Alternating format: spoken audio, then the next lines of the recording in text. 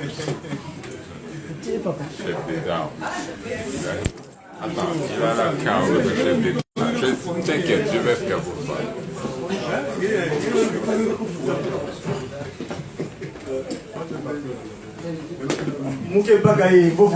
Je prends la parole au nom de Paki Solokele Lukelo, Papa Dialouna Kiangani et sa divinité, Papa Simon Kimbangu Koutima Kiangani. Grand frère Amouniaï, mon grand frère, Jean-Jacques Kaïsot, Kassador Bayon Moukal. Vraiment, merci pour tout. Merci. L'élément que tu as soulevé, c'est très très important. Mes chers papas et mamans, nous sommes en live avec le média kimbangiste. La notion de l'humain, le monde, la notion de l'humain. Moi j'ai un modèle ici de vécu sur terre. Ce modèle s'appelle Papa Simon Kimbangu. Papa Simon Kimbangu, pour très vite, c'est celui qui a entrepris cette action qui consiste à restaurer l'humain dans son état premier, avant l'incompréhension des humains dans leur vécu sur terre. Alors, je ne vais pas tirer en longueur. Dans le kimbanguisme, qui est issu donc de l'action de Tata Kimbangu, nous résumons la pratique du kimbanguisme avec 3 sous-bassements. Ces 3 sous-bassements c'est décrit comme suit. En lingala, ça se dit le bomini, c'est-à-dire bolingo, mibeko, misala. Et en Congo, qui est la langue naturelle du Tata Kimbangu, donc la langue de la création, on dit nzondisa, nzola, nseku, yesalu. En français donc, pour la langue de Molière, pour ceux qui nous écoutent à travers le monde entier, c'est l'amour sincère et véritable, sans hypocrisie s'il vous plaît, le respect scrupuleux que nous appelons nous comme étant la caution humaine, donc les 10 textes que mon collègue, mon prédécesseur dans l'action ici sur terre, qu'on appelle tirer de l'eau, Mose, et le travail par des bonnes œuvres. Voilà comment nous résumons l'action de Tata Kimbangu pour tout humain sur terre. Excusez-moi, je vais redonner un petit chant. Zola kufi kembiza zo zola bankundi tusimbeno. L'amour, Nzola, l'amour. Les politiques, moi je suis un politique, mais je ne suis pas politique franc-maçon, je suis politique rose-chrétien, je suis politique rose-catholicos, je suis politique modèle papa qui Solokele Lukelo. Voyez-vous? Donc, c'est ça. C'est pas la politique, donc l'ouyalou, on dit l'ouyalou. Donc, nous, en tant que politique modèle d'attaquer sur le Lukelo, parce qu'on va prendre autorité d'ici là. Et c'est à Paris qu'on va gagner le pari. Tout le monde le sait à travers le monde entier. Je suis Diako Ongo, messager africain, divinement zélé pour l'officialisation de l'union matérielle de l'ordre universel. C'est mon titre, hein, Madzoumou, mais c'est Madzoumou. Messager africain, divinement zélé pour l'officialisation de l'union matérielle de l'ordre universel. Cet ordre ne venait nulle part ailleurs que de Nkamba, où Papa Simon Kimbangu se trouve. Donc il y aura plus de francs-maçons, plus de rose-chrétiens. Toutes les pratiques occultes là, bestiales, animalières, qui détruisent l'unité des humains sur terre à partir de trois pauvres.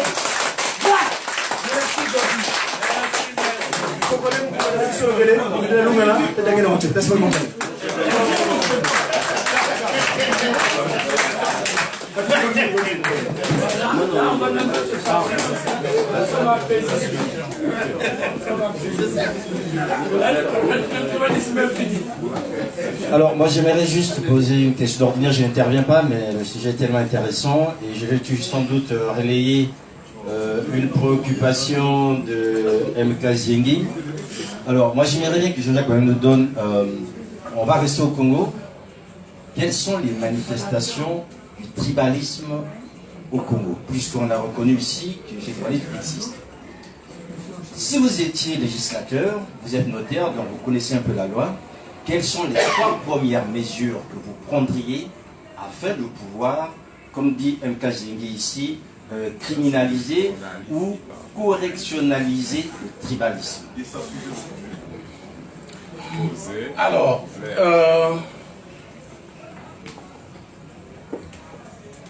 la question posée à l'intervenant, mais dans la salle, il y a des gens qui peuvent répondre. je vais apporter des éléments de réponse.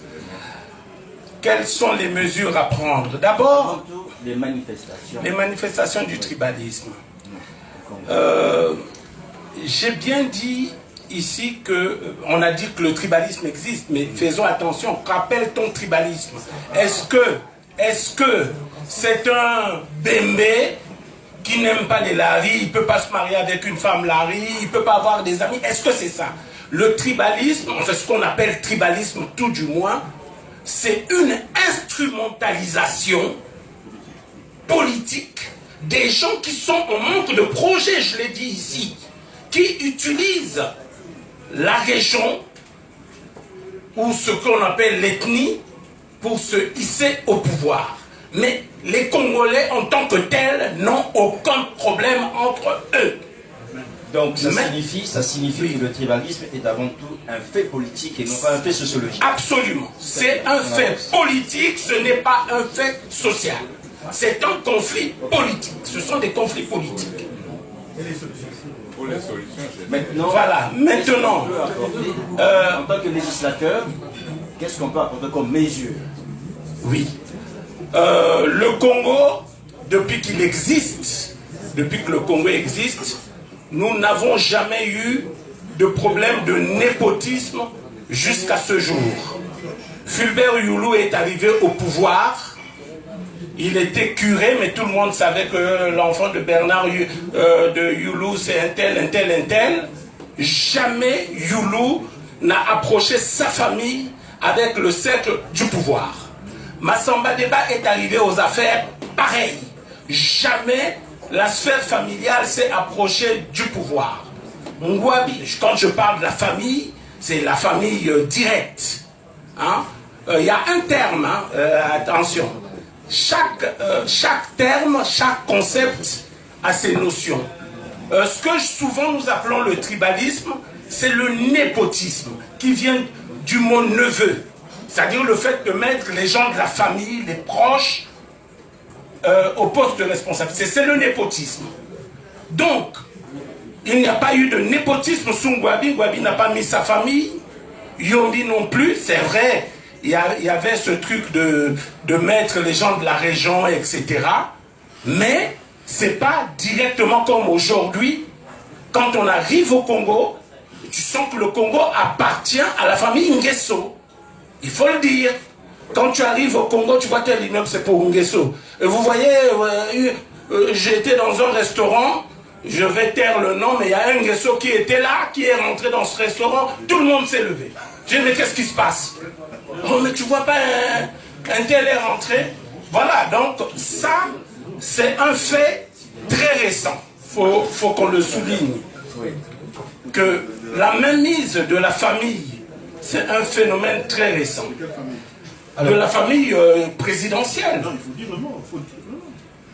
Mais je l'ai dit, j'ai dit la famille Nguesso et Sassou Nguesso. Alors, j'aimerais juste avoir un droit de suite, puisque le débat ce soir porte sur le tribalisme. Est-ce que le fait d'avoir des enfants, sa famille proche autour de soi, est en soi du tribalisme, ou bien on est là dans un favoritisme qui est... C'est du népotisme, oui. Et le népotisme doit être proscrit dans une république. Et donc identifié plus ou moins à un phénomène, je dirais, tribal. Absolument. Ce sont les politiques. Absolument, absolument.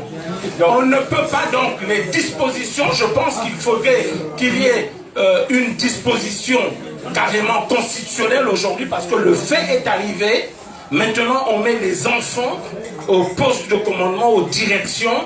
Je crois que les premiers chefs d'État avaient écarté leurs enfants de la sphère du pouvoir. Ça, c'est un phénomène récent. Lissouba s'était essayé juste avec sa fille, mais c'était pas trop. Elle n'était pas vraiment politique, elle était technicienne. Mais là, vraiment, c'est la mainmise du pouvoir n'insultons pas les gens, la mainmise de la famille sur le patrimoine national. Ça, il faut trouver des dispositions constitutionnelles pour pallier à ça. Donc, ce qui signifie que si un chef d'entreprise emploie sa famille en soi, c'est pas du tribalisme en fait. Ça ne fait que c'est valable que pour les politiques. C'est valable que pour les politiques, le chef d'entreprise, il fait ce qu'il veut. Mais en politique, tu ne vas pas mettre ton fils, s'il veut se présenter, mais qu'il se présente après ton mandat, etc. Mais je crois qu'il faut interdire le fait... Comment? Il y a une loi qui interdit à un enfant d'être dignitaire, d'être candidat. Oui, mais il faut le faire, puisque maintenant... Est-ce qu'il a la compétence? Tout le problème est là. Non, mais... La compétence.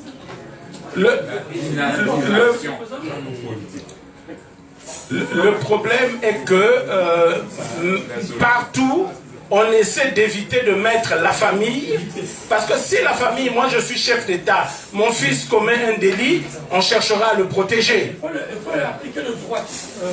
Bon. Bien. Désolé, oui. C'est pas une question que je pose à Jean-Jacques. C'est juste pour dire qu'il y a eu une sorte de discrétion. Parce que nous sommes sur le tribalisme, nous ne sommes pas sur le népotisme. Voilà, que ça soit fasse employer toute sa famille, c'est une autre problématique. Mais ce que je voudrais, puisque nous terminons cette réunion, en ce qui me concerne, je voudrais qu'on retienne que chaque Congolais, autant que possible, doit s'approprier les valeurs, les richesses de son terroir. J'ai dit tantôt que même si l'on était né en ville, on avait une historicité familiale de par sa filiation avec les parents. Donc, lorsque l'on peut manger le tougou daka à Brazzaville, on le mangera volontiers parce que c'est le plat des parents, c'est le plat de par l'histoire familiale. Quand on veut, si l'on veut apprendre à manger le ndunda yatsabou, il faut le faire. Il faut que nous évitions le déracinement. Parce que quelque part, lorsqu'on va trop vite vers ce qui s'appelle la nationalité, à différencier avec l'ethnicité, on prend alors le virage, le cas de ceux que j'ai cités entre-temps, les Bretons, les Picards, qui sont obligés de mener des campagnes de revalorisation de leur culture, de leur richesse. On n'a encore rien perdu, nous avons encore, nous, la possibilité de nous approprier toutes les richesses, toutes les valeurs de nos régions d'origine, mais tout en proclamant notre congolité, notre nationalité. Je vous remercie.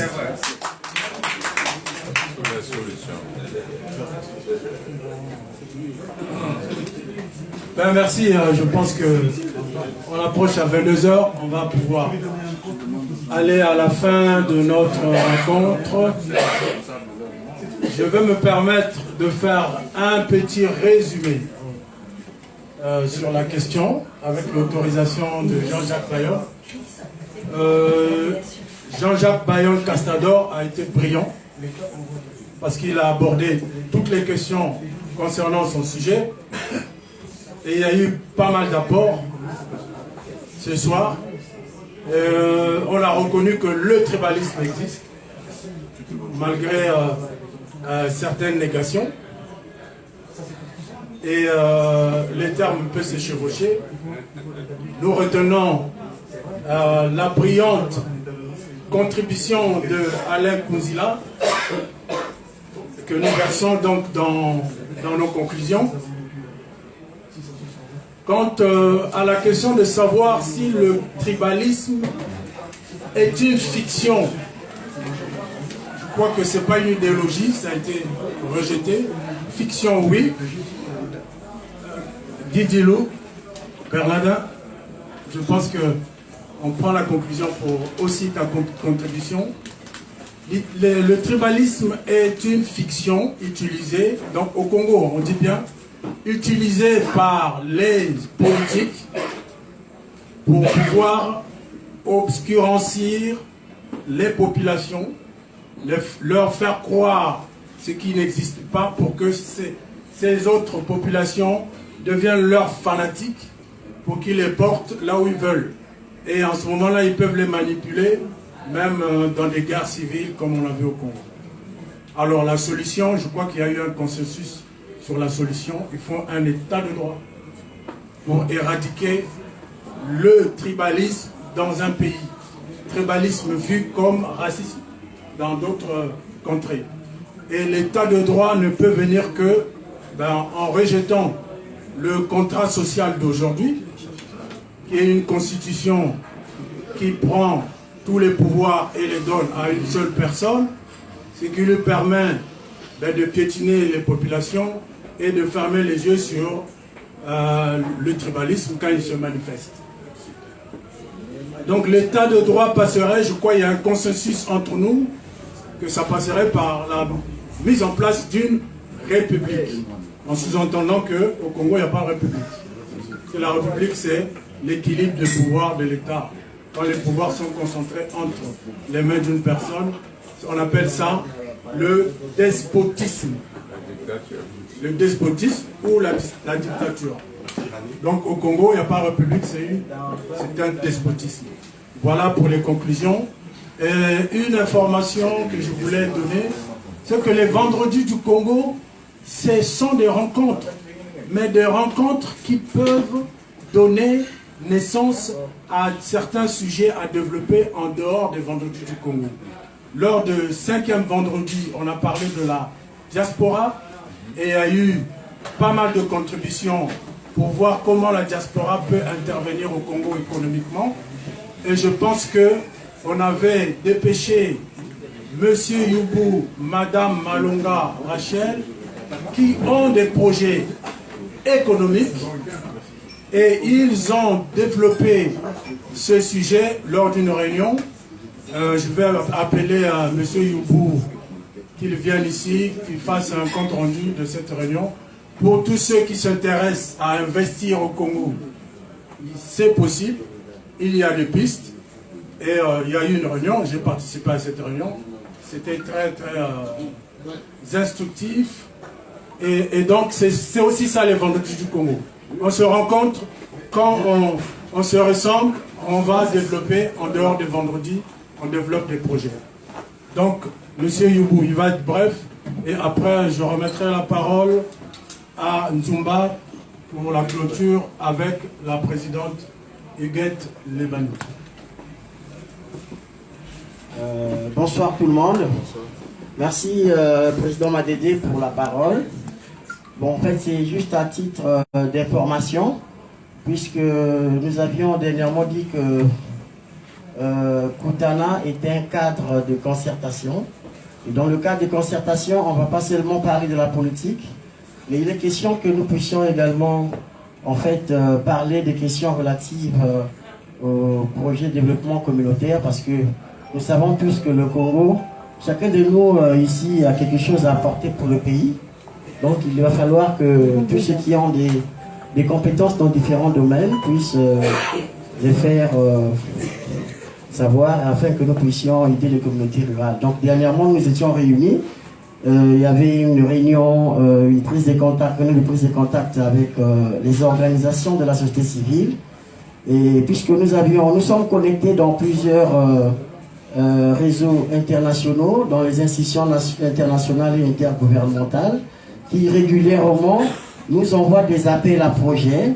Donc ces appels à projets, souvent on constate que ce sont les amis, les organisations de l'Afrique de l'Ouest qui tirent profit.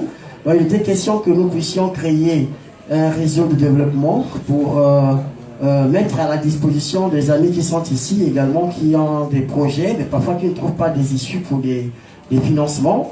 Et cette initiative permettra à certains Congolais ici, qui ont des initiatives, qui ont des projets, et les appels à projets, une fois que vous avez soumis votre projet, qu'il est accepté, et vous trouvez des financements, pour réaliser les projets au pays. Maintenant, souvent on a constaté qu'il y a beaucoup de Congolais ici en France qui ont des antécédents avec le pays à cause de la politique, à cause un peu de la prise de décision, en fait de la prise de position que vous avez ici. Maintenant, nous avions échangé en présence de M. Madédé et les autres qui étaient là. On a dit qu'il y a des projets peuvent se réaliser. Ça veut dire qu'on peut monter des projets. Pour ceux qui ont des antécédents avec le Congo, peuvent être en partenariat avec les organisations, par exemple, qui ont l'habitude les délégués qui ont l'habitude d'aller au pays, et on réalise des projets dans chaque localité, cible par rapport aux projets qui ont été mis en œuvre. Donc nous demandons à tous les amis qui s'intéressent à apporter leur contribution pour le développement communautaire en République du Congo. Il y a la possibilité d'investir au pays. Bon, les populations attendent beaucoup de nous ici, parce que nous avions beaucoup échangé, parce que les populations du Congo nous ont dit ceci. Tous ceux qui sont, en fait, tous les Congolais qui sont en France, qui se battent pour la restauration de la démocratie, et c'est bien, mais qui n'ont pas d'action au pays.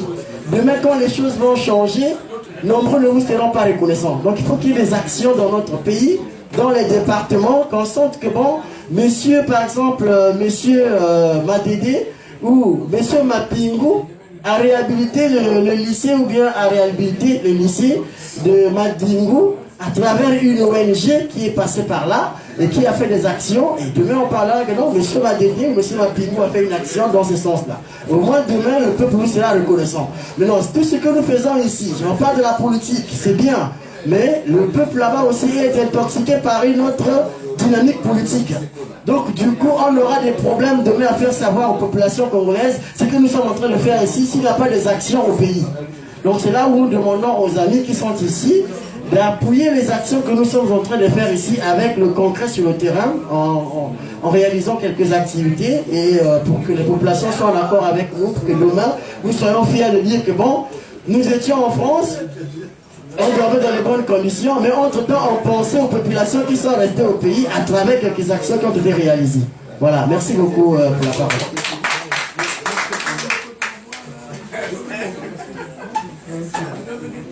Ainsi s'achève donc cette émission.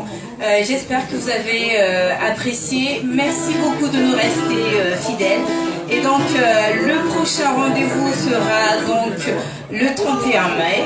Et on vous communiquera donc le thème et ainsi que l'intervenant. Voilà, merci beaucoup. Passez une agréable soirée. Merci.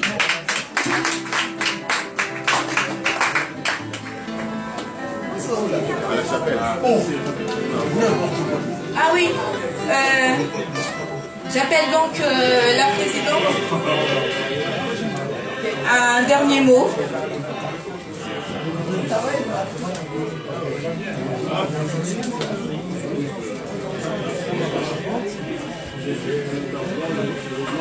Merci. Merci beaucoup, voilà. Et notre rendez-vous prend fin. Comme au début, donc je vous annonce. S'il vous plaît, s'il vous plaît. Je vous annonce ce que nous avons mis dans l'urne. Donc aujourd'hui, nous avons eu, nous, c'est vous, c'est moi, 118 € et 20 centimes. Et consommation, c'était de 107 € et 60 centimes. Nous nous remercions. Nous nous remercions. Donc voilà, donc la différence va dans l'urne. Et je vous on se remercie. C'est mieux. Merci beaucoup et puis donc à la prochaine, le 31. Voilà. Une petite information, nous sommes tous dans la diaspora, nous nous soutenons mutuellement. Donc il y a la nuit du poule, le 25 mai. Donc pour ceux qui n'ont pas encore eu leur billet, pensez-y. La nuit du poule, le 25 mai. Le 25 mai. Un Noël. Et... C'est le Noël à nous. Merci, bonne soirée, bonne soirée.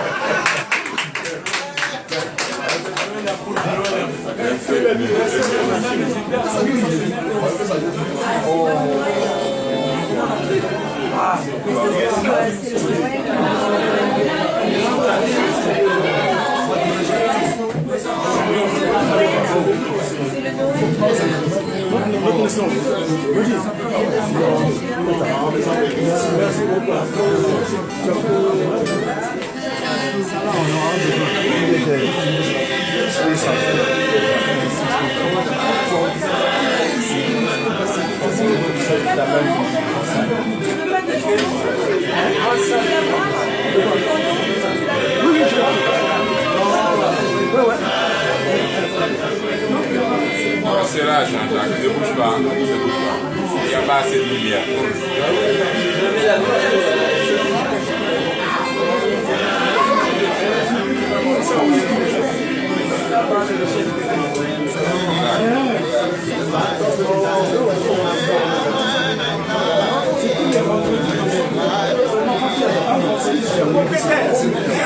Toutes mes félicitations, hein.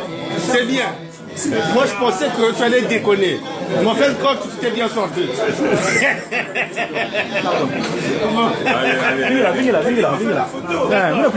Pardon. Attends, je vais faire la photo avec...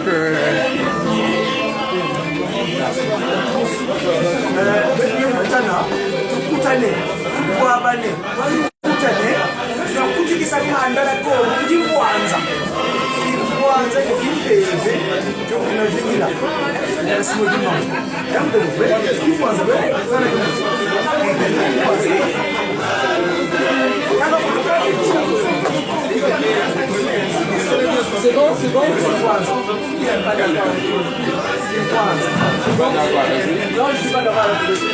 Ah bon? Pourquoi? Pourquoi tu Le 25 mai, rendez-vous au bassin. Pour le 25 mai, c'est où? Nous, j'ai commencé. À Nanterre. Ok. Moi, c'est la Liège. T'as qu'à toi, les gars.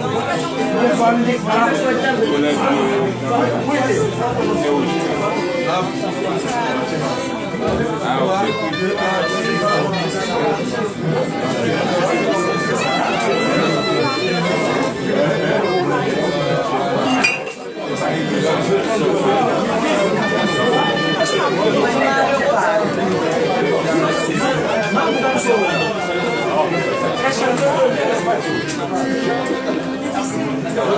Merci beaucoup.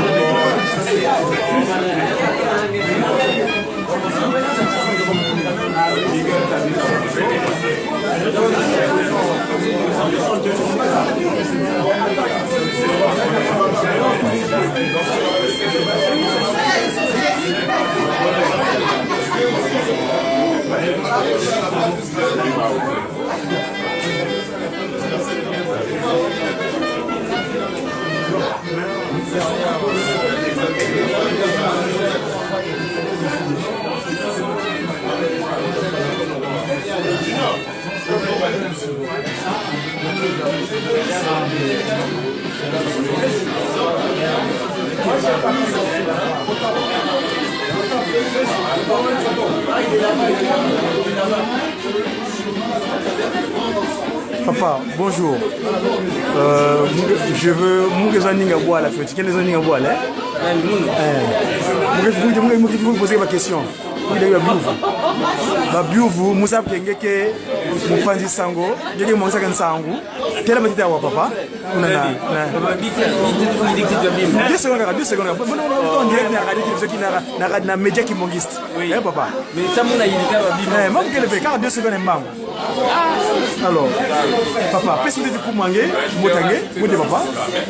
Nous que talangé mingi, yiki, yeke la kisa Congo abeto. Bangindi okusala le fond du Congo kakawa kondamba. Sir Makoso, qui Sango na Jana TV. Et peut-être la Wabouia, il semble que la Mambo, la Bouia qui est le Mambia, tribalisme ina bete zolana kabe ina bete salaka tibapangi bandinga ya kaka linda kwe na mtoa lave bete salaka kwe bapangi ya ndinga kaka lenda